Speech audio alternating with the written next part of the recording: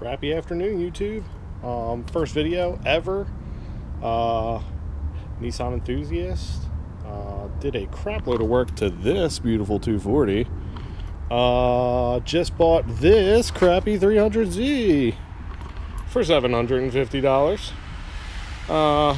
Figured people may want to share my knowledge of Nissan cars. I don't really know. But we'll see what happens. I'm going to start out by moving one of my other cars and centering this 300 up in my driveway. And then we're going to go ahead and do a compression check and see if I need to replace the head gasket. Here we go.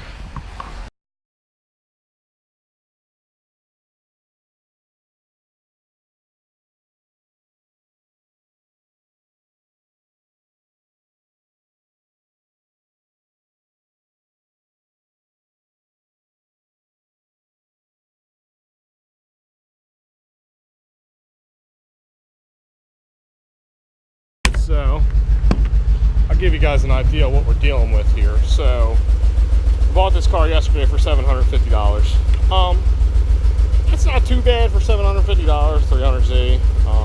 I wasn't really too upset with the buy, but it's got a couple dents down the side here, like somebody scraped something across here.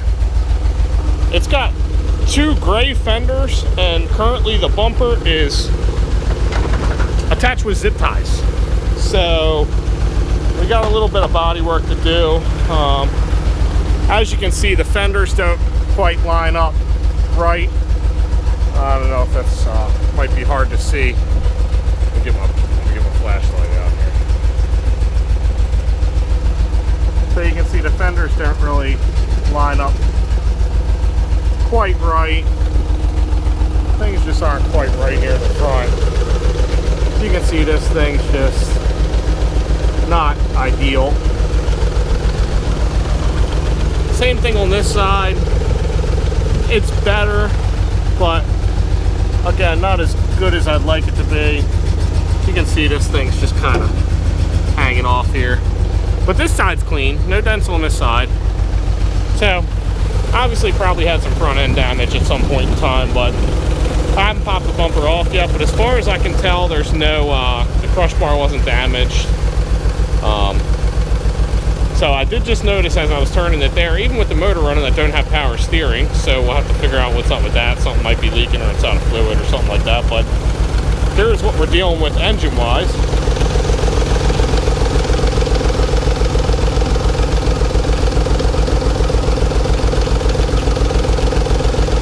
So doesn't look too bad, but sounds like crap. I know a lot of people say injectors are a bad thing on this car. I don't think they've been changed. That's what he told me was wrong with it when I bought it. Clearly it has an exhaust leak too, because it sounds really gnarly and nasty right now. So that's where we're at. But we're going to go ahead and do a compression check and see if we got to pop the heads off, or if we're just going to be replacing fuel injectors and possibly a timing belt, because it does have 129,000 miles on it. Again, I don't know if timing belt was ever changed either, but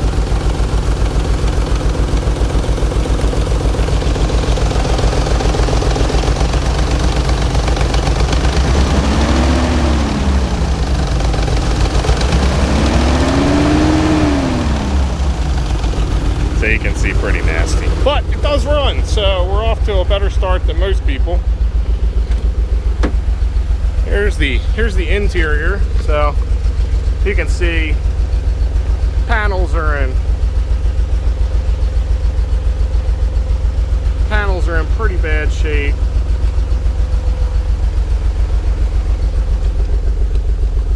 Got the headliner here, it's kind of all fucked up. Just all this vinyl stuff is just shrunk and just been destroyed over the days. But it does have T-tops, which I love because I've never had a car with T-tops. And it did rain today, and it doesn't smell moist in here, and I don't see any water anywhere. So I don't think they leak, which is probably a good sign. It is a 2.0, so no back seat, no trunk stuff either. Interior, it's missing some stuff here in the center console. I don't even know what's supposed to be here. Obviously a radio at some point in time, but you know, I don't really know. I haven't looked into all that yet. Gear shifter is really floppy. I don't really know what that's all about. We'll have to get in there. It might need a new slave cylinder, master cylinder. But this is it. This is my new project car. We're gonna go ahead and turn it off and do a compression check and see what happens.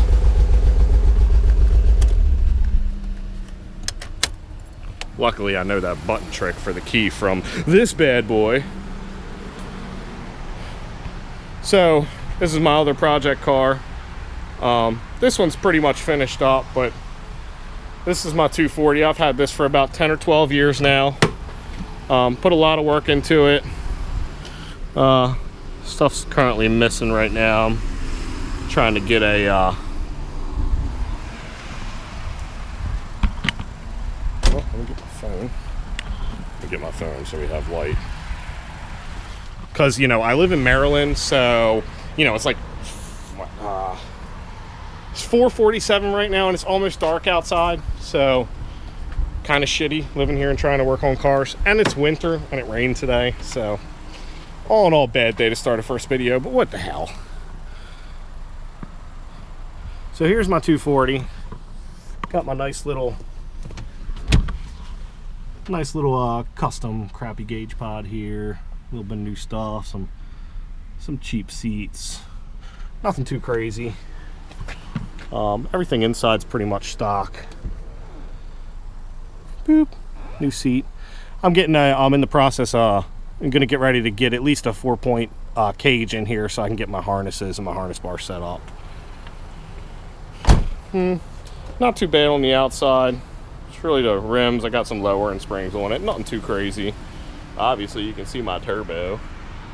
Decided to cut a hole in my hood, which I regret a lot. I really wish I would have just raised the back of my hood.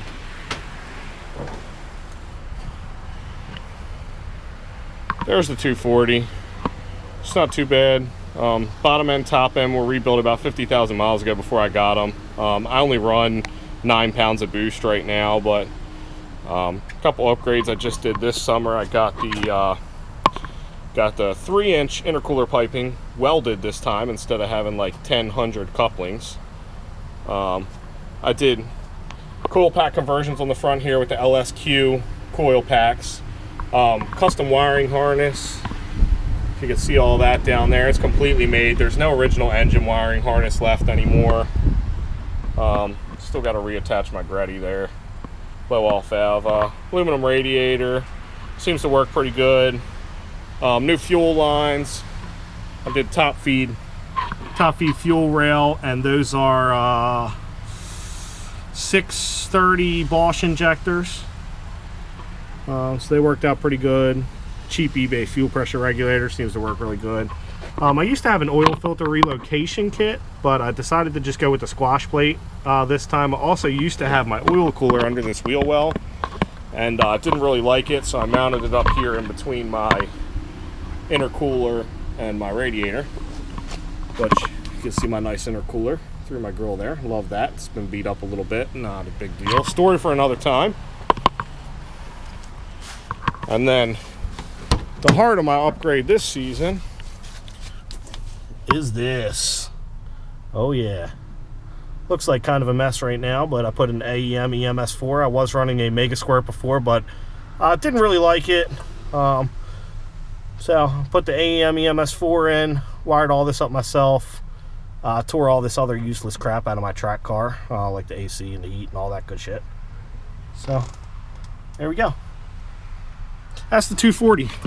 But you know what? That is a car for another time. When springtime comes around, we're going to get back into this guy.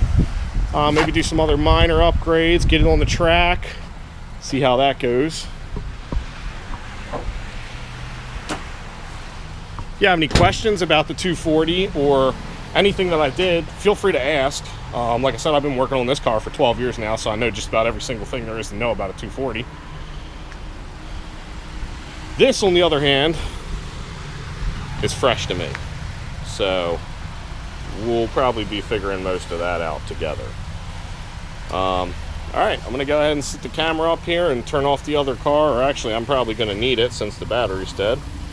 We're gonna go ahead and unplug the coil packs and unplug the fuel pump, and we're going to go ahead and start trying to do a compression check and see if we need to replace a head gasket. Hopefully we don't.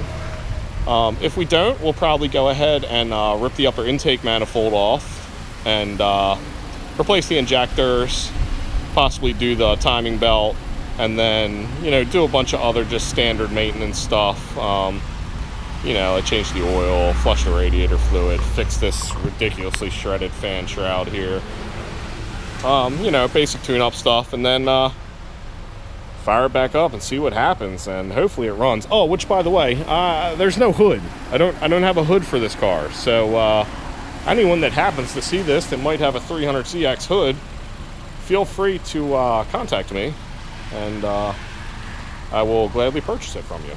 If I don't find a stock one, I'll probably just buy some cool fiberglass looking one. I don't know. Here we go.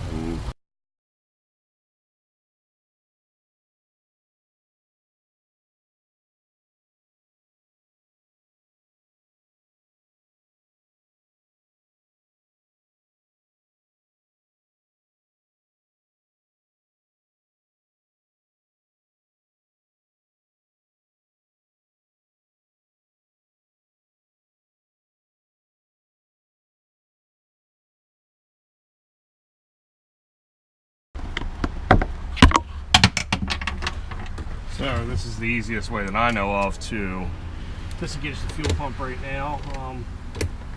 Obviously I could pull some fuses or something like that.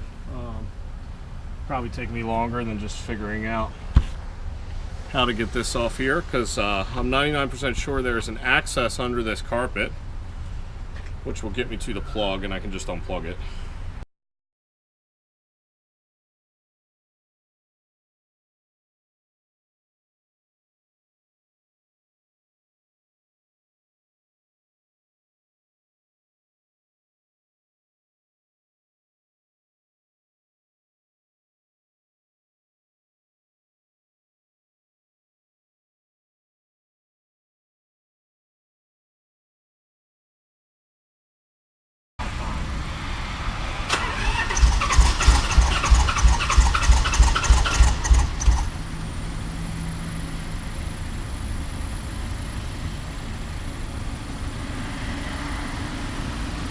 Okay, so that one wasn't bad.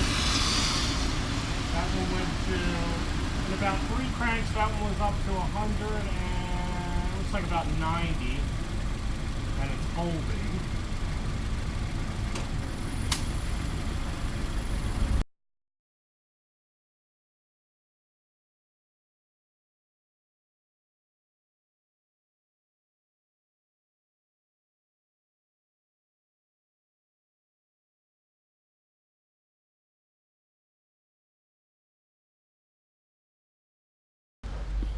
So overall, not too bad. I got about 185, 190 on 2 of the cylinders, and then about 175 on the 2 on the other side. Didn't see any large leaks. I mean, over the, you know, after we cranked, I only left the compression tester in there for, you know, about 10 or 15 seconds. But it looked like only a loss of about, you know, maybe a pound, or maybe over that second, or that 10 or 15 seconds. So overall pretty good. 185 on the driver's side, 175 on the passenger side. I know they should be pretty close to even. We were kind of in a rush because it was drizzling a little bit more, but seemed like it was holding pretty well. No large leaks. I only left it plugged in for, you know, 10 or 15 seconds. I actually left it on the last cylinder, and I'm going to go out and check it again in a couple minutes and just see what it's reading. But don't think I have a blown head gasket. Obviously I got to check 2 more cylinders, and we'll figure out how to get those coil packs out tonight and possibly tackle that tomorrow or the day after. So it's looking like probably tune up, fuel injectors. We'll probably check all the coils, make sure they're good, and roll with it and see what happens. So thanks for watching. If you enjoyed my video, let me know and I'll keep doing them.